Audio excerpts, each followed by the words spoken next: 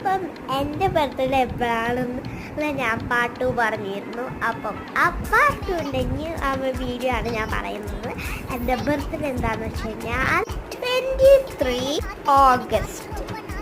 അപ്പം അതാണ് എൻ്റെ ബർത്ത്ഡേ. അപ്പം എൻ്റെ ഒരു ബുക്കാണ്.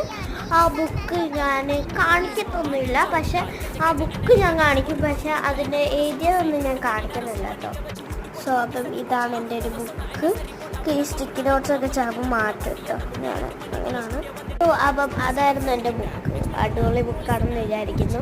സോ അങ്ങനെ ഇതൊക്കെ ആയിരുന്നു.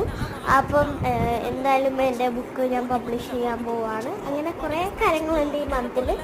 ഇനി ചെക്ക് ചെയ്യണം ഈ മന്തിൽ കഴിയുമെന്ന്. പിന്നെ എൻ്റെ ക്ലാസ് ലൈബ്രറിക്ക് ഞാൻ ചിലപ്പോൾ കൊടുക്കും. അതൊന്നും എനിക്ക് പറയാൻ പറ്റത്തില്ല. അങ്ങനെയൊക്കെ ഉണ്ട്. So by.